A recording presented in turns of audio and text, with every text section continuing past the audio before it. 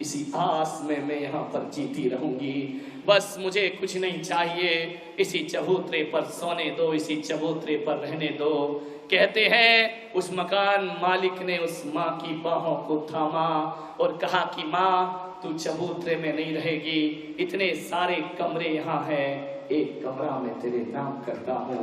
विचार करिए, कभी कभी अपनों में वो नहीं मिलता जो परायों में प्राप्त हुआ करता है। अपनी ही औलाद वो सुख नहीं दे पाती। जैसे ही उस मकान मालिक ने उसे पकड़ा, उसकी बाहों को अपने हाथों में लिया, उसे ऐसा लगा इतनी जोर से उस बूढ़ी माँ ने उसके हाथ पकड़े कि जिसे चलना सिखाया वो छोड़ के चला गया। ऐसा पहली बार लगा कि परायों के भीतर भी कोई ना कोई दिल तो हुआ करता है, धड़कता हुआ। उसने कहा कि माँ एक कमरा ही नहीं, पूरा घर तेरा है। तेरा बेटा धोखा दे गया तो दे गया, अभी इस हिंदुस्तान से श्रवण कुमार मरे नहीं हैं, वो आज भी जीवित हुआ करते हैं। किस कृष्ण की पूजा करते हो, किस राम की पूजा करते हो, किस महावीर की आराधना करते हो? अरे कृष्ण को पूजने वालों, एक बात ध्यान रखना, कृष्ण तो ऐसी महान आत्मा नारायण इस धरती पर हुए जिन्होंने एक माँ को नहीं बल्कि दो माँ को पूरे जीवन का सम्मान सौंप दिया करते हैं। जगत में सिरमौर बना दिया। उन्होंने दुनिया से कहा कि जन्म देने वाली ही माँ माँ नहीं होती है, कोई पालने वाली यशोदा भी जगत जननी कहलाया करती है। ध्यान रखें, क्या करते हैं हम अपने घरों में? मान्यवर, कैसा हमारा घरों के वातावरण बन रहे हैं। मुझे बहुत पीड़ा होती है जब कोई बूढ़े माँ बाप मेरे सामने आंसू बहाते आते हैं। वह कहते हैं कि हमारी औलाद हमें पूछती नहीं है। मान्यवर, औलाद ना हो तो यही दुख होता है कि हमको संतान नहीं है, लेकिन संतान होने के बाद जब संतान उपेक्षा करती है, इससे बड़ा दुख दुनिया में कोई दूसरा नहीं। माँ बाप को जीवन में दो बार दुख होता है। पहली बार तो जब बेटी घर छोड़ती है, तब पत्थर दिल बाप के सीने में भी आंसुओं की धारा बह जाया करती है। डोली पर जब बेटी बैठती है तो माँ बाप की छाती फटती है। और दूसरी बार दुख तब होता है जब अपनी ही औलाद, अपना बेटा मुंह मोड़ता है, तो माँ बाप के जीवन में इससे बड़ा दुख कोई दूसरा। क्या करते हैं हम लोग? जब हम छोटे थे, हमसे खाते पीते नहीं बनता था तो माँ बाप हमारा संरक्षण करते थे। सोचिए, आज के युवाओं से कह रहा हूं कि जब वो बूढ़े हो जाए और उनसे खाते पीते ना बने, तो क्या आपका फर्ज नहीं कि अपने माँ बाप का संरक्षण करो, अपने माँ बाप के ऋणों को अदा कर सको? एक बात ध्यान रखना, माँ बाप के ऋणों से मुक्ति पाना इतना आसान नहीं है। एक सज्जन को मैं जानता हूं, वो लाखों करोड़ों दान करते हैं, मेरे भक्त हैं, लाखों रुपए एक बार में दे दिया करते हैं। यदि उनसे कह दिया जाए कि फलानी जगह ये धर्म कार्य हो रहा है, आपको पैसा देना है, तो 2 मिनट नहीं लगाता है। लेकिन उस आदमी की आदत है, लाखों रुपए दान करके भी अपना नाम नहीं लिखाता है। वह जब भी दान करता है कहता है मेरे माँ बाप के नाम से दान किया जाए, मेरे पिता के नाम से दान करो, मेरी माँ के नाम से दान करो। मैंने पूछा कि तुम उसके सामने अपना नाम क्यों नहीं लिखाते हो? बोले नहीं महाराज, मैं अपना नाम क्यों लिखाऊं? मैंने कहा क्यों? बोले मेरा नाम मेरा कहाँ है? अरे जिसने मुझे नाम दिया, मैं उसका नाम लेकर अपने नाम को सार्थक किया करता हूँ। ये नाम जो दिया है माँ बाप ने तुम्हें दिया है। ध्यान रखिए, जब भी दान करो, लाखों रुपए करोड़ों रुपए दान करो, लेकिन यदि वो दान तुमने अपने नाम से किया है, पुण्य आधा हो जाता है, और उसमें माँ बाप का नाम जुड़ जाए तो पुण्य बढ़ जाया करता है, दुगना और चौगुना हो जाया। बिना माँ बाप के कुछ मत करना। मैं भी डबरा में था, लक्ष्मी नारायण मंदिर में मेरा प्रवचन हुआ।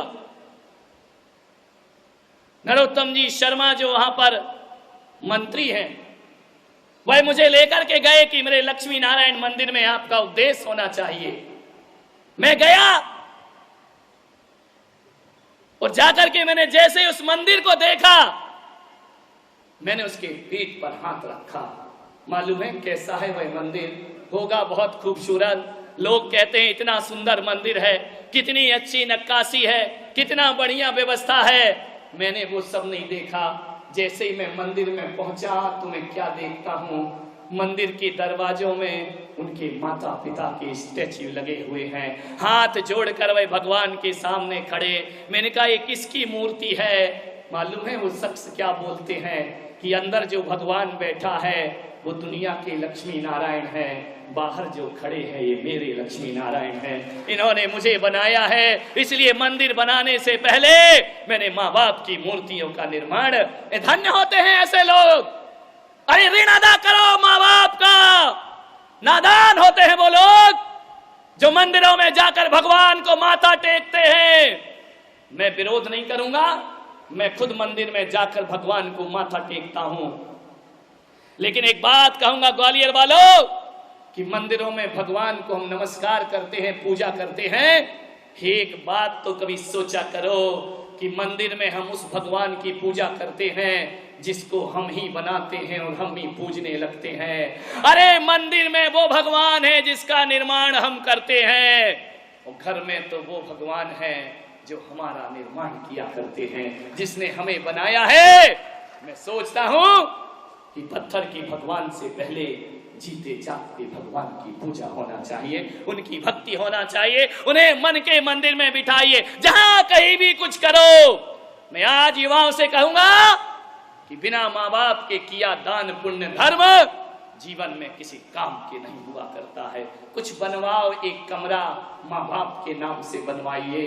अपना नाम रोशन करने से कोई महान नहीं होता है, बल्कि माँ बाप का नाम रोशन करने से जीवन महान हो जाया करता है। माँ से बड़ा क्या होगा? एक आदमी को जेल अदालत में भेजा गया। अदालत में कहा गया गीता पर हाथ रखो और कसम खाओ कि सच बोलेंगे। उसने कहा कि जज साहब, मैं गीता पे हाथ रख के कसम खा सकता हूं, लेकिन ये नहीं कह सकता हूं कि मैं सच बोलूंगा, क्योंकि ऐसा तो आपके दरबार में रोज हुआ करता है, और यदि आपको मुझसे सच सुनना है। तो जज साहब ने कहा हाँ ये सच का दरबार है। तो बोले कानून के सामने यदि मैं सच बोलूंगा तो गीता पर हाथ तो रखना मेरे लिए कोई बड़ी बात नहीं है। मैं चाहता हूं मेरी 80 साल की माँ है, उसे अदालत में खड़ा करो।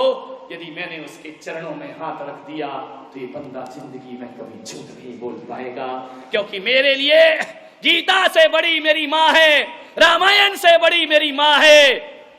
मान्यवर, ऐसा कह के उसने अपनी माँ की कीमत नहीं बढ़ाई, बल्कि भरी अदालत में बेटे होने का दायित्व पूरा कर दिया। ध्यान रखिए, माँ से बड़ा कौन होता है?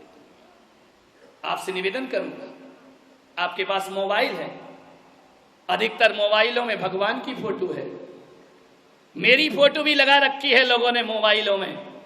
मैं आपसे कहता हूं, चाहे मोबाइल हो या पर्स हो, किसी और की तस्वीर हो या ना हो, अपने माँ बाप की तस्वीर अपने पर्स में जरूर रखा करो। अपने माँ बाप की तस्वीर अपने मोबाइल में जरूर लगाओ।